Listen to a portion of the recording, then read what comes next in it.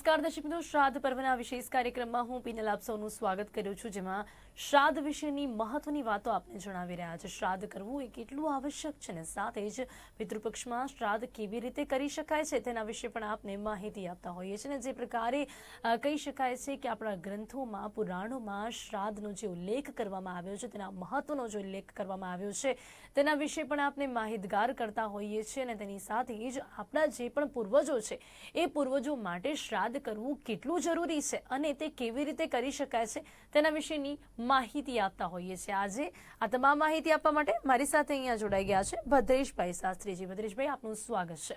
આભાર વ્યક્ત કરું છું। શાસ્ત્રીજી, સૌથી પહેલા વાત કરીએ તો શ્રાદ્ધ પક્ષ એ કયા માસમાં આવે છે, ક્યારે તેની શરૂઆત થતી હોય છે? હંમેશાથી આ જે એક સમય હોય છે, જે સમયની લોકો રાહ જોતા હોય છે કે જેમાં પૂર્વજોને નો શ્રાદ્ધ કરવામાં આવે છે, તો આ જે શ્રાદ્ધ છે તે કયા માસમાં આવે છે, કયો સમય હોય છે? સૌપ્રથમ શ્રાદ્ધ માસ ભાદ્રપદમાં આવે છે। જે ભાદ્રપદ જે પિતૃપક્ષ કરી કૃષ્ણ પક્ષમાં આવવામાં આવે છે, જેમાં ભાદ્રપદનું ખૂબ મહત્વ છે। જ્યાં પિતૃ તમે બેન વાત કરી કે રાહ જોતા હોય છે આતુરતાથી, કેમ કે 12 મહિનામાં ભાદ્રપદ આવે, કારતક મહિનો આવે અને ચૈત્ર મહિનો આવે, એ પણ પિતૃપક્ષનો છે। પણ ભાદરવામાં એ શ્રાદ્ધ ક્રિયાનું વિશેષ મહત્વ એ છે કે જેથી કરીને પિતૃઓની તૃપ્તિ થાય છે। તર્પણના માધ્યમથી તૃપ્તિનું મહત્વ રહેલું છે અને પિતૃઓ જે તૃપ્ત થાય એ તમને ખૂબ સારા આશીર્વાદ આપે છે અને પ્રદાન કરે છે। જે સૂર્ય દરેક માસમાં બદલાતો હોય છે, પણ જ્યારે કન્યા રાશિમાં સૂર્ય આવે એટલે કે એને સંક્રાંતિ કહેવાય। મકર સંક્રાંતિ વિશે આપણે બધા જાણતા હોઈએ, પણ સૂર્ય જે સંક્રાંતિમાં બદલાય એટલે કન્યા રાશિમાં જ્યારે સૂર્ય આવે 17મી સપ્ટેમ્બરથી 17મી ઓક્ટોબર સુધી, ત્યારે પિતૃપક્ષ આવે છે।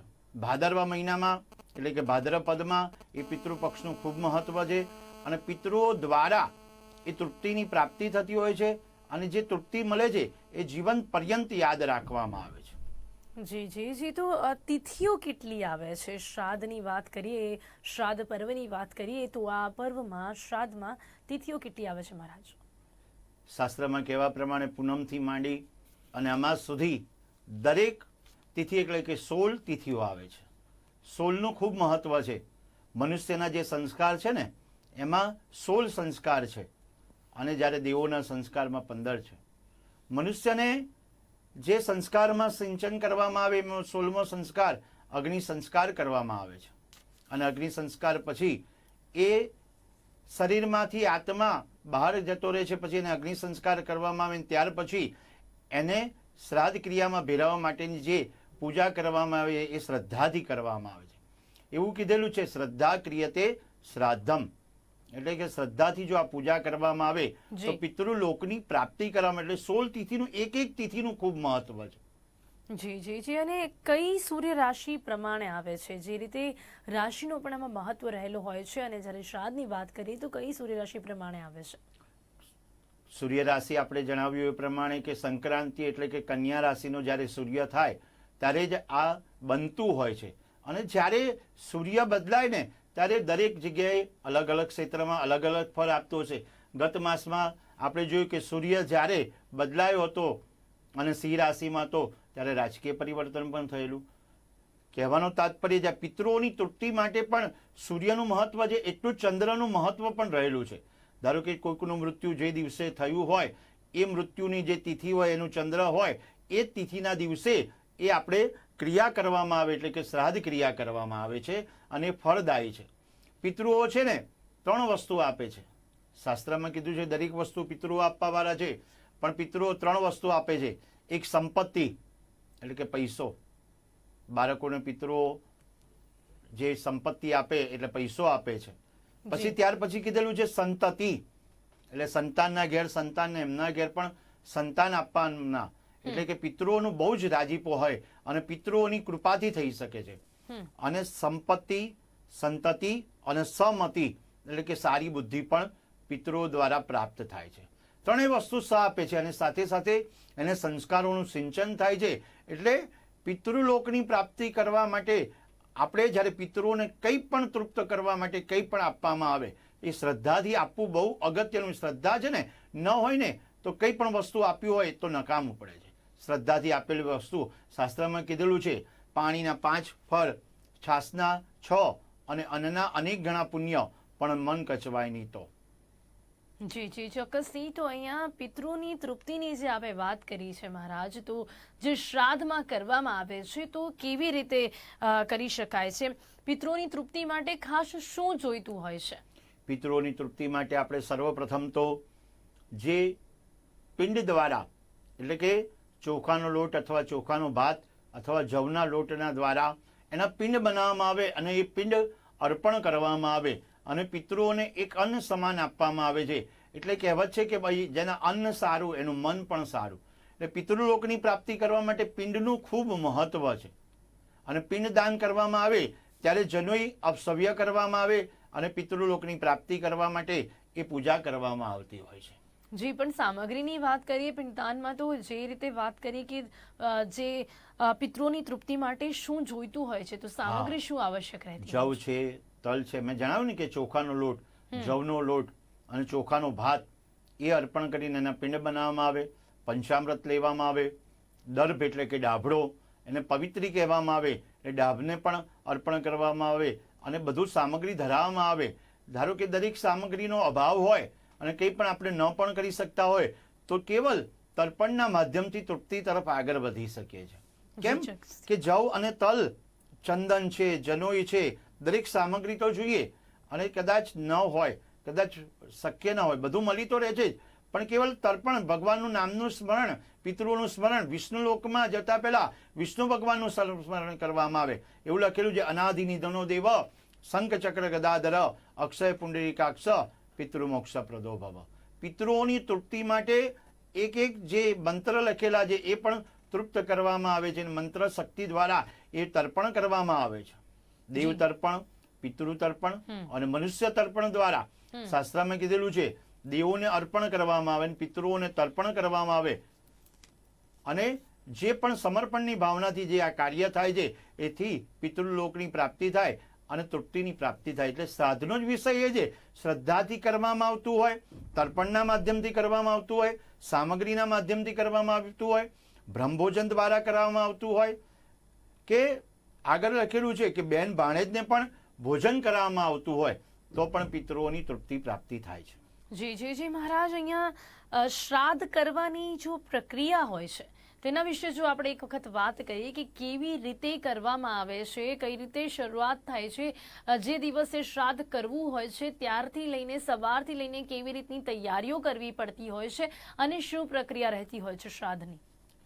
શ્રાદ્ધ માટે સૌ પ્રથમ તો સવારનો પ્રાતઃ સમયનો સમય હોવો અગત્યનો છે. લગભગ સૂર્યોદયથી માંડી 12:30-1 વાગ્યા સુધી જો તમે પિતૃઓને તૃપ્ત કરવા માટે, આ સમય યોગ્ય વધારે છે. ભગવાનને યાદ કરવા કે પિતૃઓને યાદ કરવા માટે કોઈ સમય હોતો નથી, પણ આ યોગ્ય સમયે તમે પિતૃઓનું નામ લઈ દીવો પ્રાગટ્ય કરી શ્રદ્ધાથી વિષ્ણુ ભગવાનની પૂજન કરી, જે પિતૃઓની જે ચંદ્ર રાશિ પ્રમાણેનું હોય, ધારો કે પાંચમનું શ્રાદ્ધ હોય તો પાંચમના શ્રાદ્ધે કરવામાં આવતું હોય તો એને પાંચમનું શ્રાદ્ધ આવતું હોય તો કૃતિકા શ્રાદ્ધ પણ કહેવામાં આવે છે. સાતમનું શ્રાદ્ધ આવતું હોય તો એને પૂર્વવધુ શ્રાદ્ધ કહેવામાં આવે છે. એટલે દરેક શ્રાદ્ધના દિવસો અલગ અલગ રહેલા છે અને દરેક દેવતાઓને તૃપ્ત કરવા માટે જેટલી પ્રક્રિયા છે એવી રીતે પિતૃઓને પણ તૃપ્ત કરવા માટેની આ પ્રક્રિયા છે. દરેક શ્રાદ્ધમાં પરમાત્માનું નામ લઈને કરવામાં આવે અને દીકરા દ્વારા, કોઈનો દીકરો હોય તો એના દ્વારા કરવામાં આવે, દીકરો ના હોય તો ભત્રીજા દ્વારા, ક્યાં પછી કોઈ પણ અંગત વ્યક્તિ અથવા સંબંધી, લોહીનો સંબંધવાળો વ્યક્તિ હોય એ સૌ પ્રથમ એ પિતૃઓનું તર્પણ કરે, પછી પિંડદાન કરે અને આશીર્વાદ પ્રદાન કરે. અને આશીર્વાદ કોઈ દિવસ મિથ્યા જતા નથી અને પિતૃઓ જે આપે છે એ દરેક વ્યક્તિને સફળતા રૂપે આપે છે. કોઈ દીકરાને કે દીકરીને જો તમે માતા પિતા આશીર્વાદ આપે તો એ આશીર્વાદ તથ્ય હોય છે કે આશીર્વાદ ફરે છે. જી ચોક્કસથી. અને એટલે કહી શકાય છે કે આ સમય દરમિયાન આશીર્વાદ મેળવવાનો ખૂબ જ એક સારો સમય કહી શકાય છે શ્રાદ્ધ પર્વ દરમિયાન. હવે શ્રાદ્ધ જે પણ કરે છે મહારાજ, દીકરો હોય કે પછી આપણે વાત કરી કે જે પણ આપણા જે તે વ્યક્તિના લોહીના સંબંધવાળો કોઈ પણ વ્યક્તિ હોય જો શ્રાદ્ધ કરે છે તો શ્રાદ્ધ કરતાનું કલ્યાણ કેવી રીતે થાય છે? શાસ્ત્રમાં લખવા પ્રમાણે લખેલું છે, પિતૃઓની પૂજા કરવાથી જે શાસ્ત્રમાં પૂ નામના નરકમાંથી તારે ને એને પુત્ર કહેવામાં આવે છે. ગરુડ પુરાણમાં વૈતરણી નામની નદી છે, એ છેતરવાની ક્રિયા, પણ છેતરવાની નહીં. એક શબ્દ બદલાય છે ને બેન, તો વાતાવરણ બદલાય. છેતરવા ને છેતરવા. જ્યારે પિતૃઓની પૂજા કરવા માટે સહજ થઈને કામ કરવું પડે, ભગવાનનું નામ લેવું પડે, વિષ્ણુ પરમાત્માને ઠાકોરજીને પ્રાર્થના કરવી પડે, દીવો પ્રાગટ્ય આપણે બધું કીધું, પણ સાથે સાથે આશીર્વાદ પ્રદાન કરવા માટે 7 વસ્તુઓ પિતૃઓ આપે છે. આયુ, પ્રજા, ધન, વિદ્યા, સ્વર્ગ, સુખ અને મોક્ષની પ્રાપ્તિ પિતૃઓ કરાવે છે. આયુ એટલે કે આરોગ્ય. સૌપ્રથમ આરોગ્યની પ્રાપ્તિ કરાવડાવે છે. આયુ, પ્રજા એટલે કે સંતાન આપે. આયુ, પ્રજા, ધન એટલે કે પૈસો સંપત્તિ આપણે આગળ વાત કરી. આયુ, પ્રજા, ધન, વિદ્યા, સ્વર્ગ, સુખ ની પ્રાપ્તિ પણ પરમાત્માની જોડે પિતૃઓ કરાવે. આયુ, પ્રજા, ધન, વિદ્યા, સ્વર્ગ, સુખ, મોક્ષ. મોક્ષ પણ આપવાવાળા પિતૃઓ છે. આશીર્વાદ છે ને એ ખૂબ મળે છે. નાનામાં નાની વસ્તુ જો માતા પિતા જોડે માંગવામાં આવે તો આપણને પ્રદાન થતી હોય, તો આપણા વડીલો જોડે, પિતૃઓ જોડે માંગીએ તો આપણને પ્રાપ્ત થાય. સારી ભાષામાં કહીએ તો નાનામાં નાનું લોલીપોપ લેવામાં આવે, ધારો કે ચોકલેટ બિસ્કિટ પણ પિતૃઓ એટલે કે માતા પિતા અપાવે ને લોલીપોપથી લેપટોપ સુધી પણ એ બધું અપાવડાવે છે. એટલે પિતૃઓ બધું આપે છે. આયુ, પ્રજા, ધન, વિદ્યા, સ્વર્ગ, સુખ, મોક્ષાની ચ એ આપવાના પિતૃઓને પ્રાર્થના આશીર્વાદ લેવાથી એ ફળ મળે છે. અને આશીર્વાદ એ પિતૃઓ આપવાથી કોઈ દાડો મિથ્યા જતા નથી. જી ચોક્કસથી. તો અહીંયા જો વાત કરીએ કે જે રીતે શ્રાદ્ધમાં આપણે તમામ પ્રક્રિયાની વાત કરી રહ્યા છીએ, તેમાં શ્રાદ્ધ પરમાં બ્રાહ્મણોને ભોજન કરાવવાનું પણ મહત્વ રહેલું છે. તો અહીંયા દાન કરવાનું અને સાથે જ બ્રાહ્મણોને ભોજન કરાવવાનું શું મહત્વ છે મહારાજ? બ્રાહ્મણ સમુખમાં આસિક એટલે બ્રાહ્મણને બ્રહ્મ ભોજન કરાવવું, જેથી કરીને પણ ફળની પ્રાપ્તિ થાય છે. એ ન શક્ય હોય તો બેન ભાણેજને પણ અર્પણ કરી શકાય છે. પરિવાર સાથે ભોજન કરવું પણ યોગ્ય છે. શાસ્ત્રમાં કીધેલું છે કે ભજન, ભોજન, ભાષણ અને ભ્રમણ 4 પ્રક્રિયા સાથે થાય. અને આ એવો મહિનો આવે છે ભાદ્રપદમાં કે ત્યારે પરિવાર સાથે ભોજન કરે છે. ખીર છે, પૂરી છે, વડા બનાવવામાં આવે છે, દાળ ભાત શાક પણ બનાવવામાં આવે છે. પણ ખીરનું મહત્વ ખૂબ રહેલું છે. જે સફેદ વસ્તુ છે, જે શાંતિનું પ્રતીક કીધેલું છે. અને શાંતિ ક્યાંય બજારમાં લેવા જઈએ ને તો મળતી નથી. પરમાત્માના ચરણમાં જ મળે અને પિતૃઓના આશીર્વાદથી જ પ્રાપ્તિ થતી હોય છે. કારણ કે પિતૃઓ જે આપી શકે અને પરમાત્મા આપી શકે એ બીજું કોઈ પણ આપી શકતું નથી. એટલે એમના આશીર્વાદથી જે ફળ મળે છે એ પિતૃ તૃપ્તિ થાય ને પિતૃઓનો વંશ વેલો આગળ, વંશની વૃદ્ધિ થાય છે. અને જ્યારે ચંદ્રબળ વધે અને પિતૃઓનું કાર્ય કરવામાં આવે ત્યારે તેજસ્વીતા મળે છે. અને તેજસ્વીતા મળવાથી એ સંતાનો ખૂબ સુખી થાય છે, યશસ્વી બને છે, કીર્તિવાન બને છે અને ધનવાન પણ બનતા હોય છે. પિતૃઓના આશીર્વાદથી બધાનું રૂડું થાય છે. જી ચોક્કસથી મહારાજ, આપણે વાત કરી ધનની, તો જો ધનનો અભાવ હોય તો કેવી રીતે મળે છે સફળતા શ્રાદ્ધ પર્વમાં? ધન કલિકાલમાં ધન બહુ જ જરૂરી છે, પણ કદાચ કોઈ પણ અભાવ રહી ગયો હોય તો આપણે પરમાત્માને પ્રાર્થના કરીને પણ પિતૃઓને મોક્ષ માટે આજીજી કરી શકીએ, વિનંતી કરી શકીએ. કેવલ જલ દ્વારા, તર્પણ દ્વારા પણ આ કરી શકાય. અને એનાથી આગળ કીધું જલથી જ તૃપ્તિ થાય. એટલે જલ છે ને જીવન છે, અને જલથી જન્મથી લય સુધીની પ્રક્રિયા હોય એને જલ કહેવામાં આવે છે. જલ તત્વ, પૃથ્વી તત્વ, વાયુ તત્વ, આકાશ તત્વ એ દરેક તત્વમાં છે. અને એ તત્વ પ્રમાણે દરેકને આપણે ભોજન પણ અર્પણ કરતા હોઈએ છીએ. ગાયને આપતા હોઈએ, કૂતરાને આપતા હોઈએ છીએ. ત્યાર પછી કાગવાસ પણ આપણે પિતૃપક્ષમાં આપતા હોઈએ છીએ. ઘણી જગ્યાએ આગળ વધીએ તો કીડીઓનું કીડિયારું પણ ઉભરાવવામાં આવે અને ભરવામાં આવતું હોય છે. વાયુ તત્વ, અગ્નિ તત્વ, પૃથ્વી તત્વના, જલ તત્વના દેવોને પણ તૃપ્તિ આપણે આપીએ છીએ. એટલે દરેક જીવનું કલ્યાણ થાય એવી આમાં ભાવના રહેલી છે. સાથે સાથે આપણા પિતૃઓનું તો ખરું જ, કારણ કે એની જે રાશિ પ્રમાણે, તમે તિથિ પ્રમાણે, અને એ તિથિ પ્રમાણે તમે એને તૃપ્ત કરવા જાઓ છો. અને જ્યારે તૃપ્તિ મળે અને પરમાત્મા આપણે જે કાર્ય કરી રહ્યા છે, પિતૃ કાર્ય એ શ્રેષ્ઠમાં શ્રેષ્ઠ કેમ કીધું છે કે પિતૃઓથી લોહી અને ધંધો વધે છે. જી. અને લોહી એટલે કે સંતાનોની પ્રાપ્તિ થતી હોય છે. તો એવું કહી શકાય છે કે શ્રાદ્ધ પર્વમાં ધનનો અભાવ હોય કે પછી સંતાનની પ્રાપ્તિ ન થતી હોય તો એવા તમામ કષ્ટો પણ દૂર થઈ શકે છે મહારાજ. હાજી. જી મહારાજ, એ સાથે જ અહીંયા મૃત્યુથી થતા પિતૃપક્ષમાં તથા શ્રાદ્ધ કરવું એ આવશ્યક કેમ છે, કેમ જરૂરી હોય છે? જ્યાં સુધી મનુષ્ય દેહમાંથી આત્મા નીકળી જાય અને પછી એને કોઈ પણ જગ્યાએ આત્મા બહાર નીકળી જાય ને પછી એનું મૃત્યુ થઈ ગયેલું, શરીર છોડી દે છે આત્મા, ત્યારે શું કહેવામાં આવે? મૃત્યુ થઈ ગયું. અને ત્યારે એક વાક્ય કહેવામાં આવે છે, જીવ છોડીને જતો રહ્યો છે, ત્યારે એને અસદગતિ વિનાશાર્થમ સદગતિ ઉત્તમ લોક પ્રાપ્તિ અર્થે આપણે આ કાર્ય કરીએ છીએ. ઉત્તમ લોક એટલે જ્યાં એને સારામાં સારું પરિણામ મળે ને ઉત્તમ લોકની પ્રાપ્તિ કરવામાં આવે ત્યારે એ ફળ આપે છે. One type of satisfaction. સંતોષ બહુ જરૂરી છે.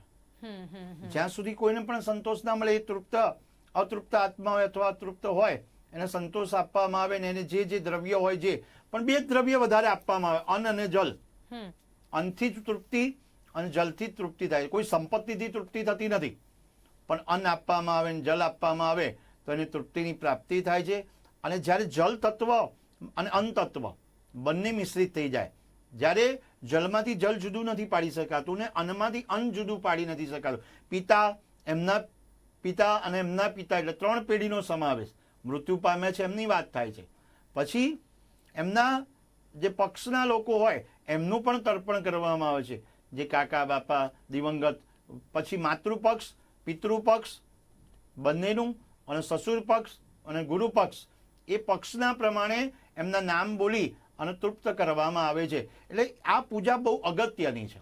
જી જી, ચોક્કસ. સત્યનારાયણની કથા કદાચ જી જી જી સત્યનારાયણની કથા કદાચ આપણે એકાદ વાર, 2 વાર, 4 વાર કે 10 વાર કરાવી શકીએ, કે કોઈ પણ પૂજા કરાવી શકીએ, પણ પિતૃઓને જ્યારે શ્રાદ્ધમાં ભેળવવામાં આવે ત્યારે ભાદરવા મહિનાની જે રાહ જોવામાં આવે છે. ત્યાં પછી જ્યારે જે ક્રિયા કરવામાં આવે ત્યારે એ નામથી જે સંકીર્તન કરવામાં આવે, ભોજન કરવામાં આવે કે ભજન કરવામાં આવે, એ દિવસ પૂરતું, તિથિ પૂરતું જ કરવામાં આવે. બાકી દરેક દેવતાઓની, દેવીઓની પણ તિથિ હોય એમ પિતૃઓની પણ તિથિનો મહિમા ખૂબ રહેલો છે. જી, પરંતુ અહીંયાથી એક સવાલ એ પણ થાય છે મહારાજ કે જે લોકોને તિથિ ખ્યાલ નથી હોતી, સમય ખ્યાલ નથી હોતો, એ લોકો પણ પૂર્વજો અને જે શ્રાદ્ધ કરવા માંગતા હોય છે, પિંડદાન કરવા માંગતા હોય છે, તો તે લોકો કઈ રીતે કરી શકે છે?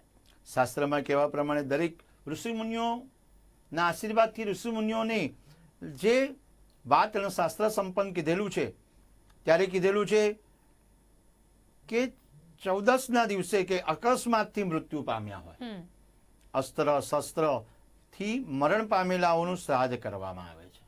અને એનાથી આગળ પછી જઈએ ને તો દર અમાવસ્યા સર્વ પિતૃઓને સન્માન આપવાની પ્રક્રિયાઓ, કોઈ પણ તિથિ આપણને યાદ નથી રહી, કોઈ પણ વાર આપણને યાદ નથી રહ્યો, તો સર્વ પિતૃઓનું જે અમાસ દ્વારા સર્વ પિતૃઓનું કલ્યાણ કરવા માટે, સમસ્ત પિતૃઓનું ઉદ્ધારણ માટે પણ કરવામાં આવે. કદાચ 14 પૂનમનું પણ શ્રાદ્ધ એને જોડે લઈ શકાય છે.